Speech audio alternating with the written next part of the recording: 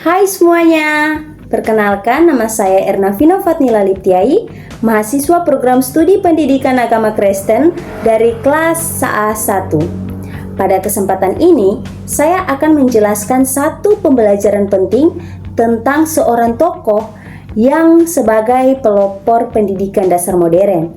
Kira-kira teman-teman tahu siapa? Ya, benar, dia adalah Johann Heinrich Pestalozzi. Dan tugas ini saya buat untuk memenuhi tugas ujian akhir semester dari mata kuliah Sejarah PAK yang diberikan dari Pak Frianli Latuprisa MTH. Untuk itu, teman-teman dapat menyaksikan videonya ya. Sebelum kita masuk lebih dalam, mari kita pahami bahwa Pestalozzi bukan hanya seorang pemikir, tetapi juga seorang pendidik yang memiliki kepedulian besar terhadap anak-anak miskin dan pendidikan dasar. Ia percaya bahwa pendidikan bukan hanya tentang menghafal pelajaran, tetapi tentang membentuk manusia seutuhnya, baik secara intelektual, moral, spiritual, dan emosional. Teman-teman, pertama, mari kita lihat riwayat hidup singkatnya. Pestalozzi lahir pada 12 Januari 1746 di Zurich, Swiss, dan masa kecilnya tidak mudah. Ia sering sakit, dianggap lambat dalam belajar, bahkan ia sering diejek oleh teman-temannya. Kemudian, kita masuk pada dasar pemikiran Pestalozzi.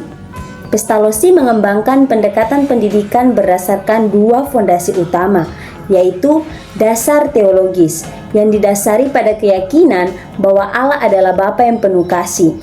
Pendidikan menurutnya harus menuntut anak untuk mengenal kasih. Dasar psikologis yang ia bangun melalui pengamatan langsung terhadap proses belajar anak. Menurutnya, anak belajar melalui langkah bertahap yang konkret untuk menuju pemahaman yang abstrak. Pestalozzi juga merumuskan prinsip pendidikan yang sangat terkenal, yaitu head, hand, dan heart, atau akal, tangan, dan hati. Artinya, pendidikan harus mengembangkan akal melalui pelajaran intelektual, membaca, menulis, dan berhitung. Kemudian tangan, yaitu melalui keterampilan praktik, seperti kerja dan pengalaman langsung. Dan juga hati, yang dimana melalui pembentukan moral, karakter, iman, dan kasih. Konsep ini menjadi dasar dari pendidikan holistik yang hari ini banyak diterapkan dalam pendekatan pembelajaran modern. Selain itu, Pestalozzi juga memiliki pandangan bahwa seorang guru bukan hanya sebagai pemberi pengetahuan, tetapi pembimbing yang penuh kasih. Guru harus memahami perkembangan anak, menghargai perbedaan yang dapat memberikan kenyamanan bagi mereka. Kontribusi Pestalozzi terhadap dunia pendidikan dapat dilihat melalui gagasannya, yaitu pendidikan untuk semua anak termasuk yang miskin, kemudian pembelajaran berbasis pengalaman yang bukan hanya hafalan, kemudian pentingnya pendidikan karakter dan moralitas.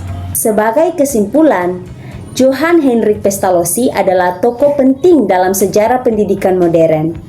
Ia mengajarkan bahwa pendidikan sejati bukan hanya mendidik pikiran, tetapi juga membentuk hati dan perilaku manusia.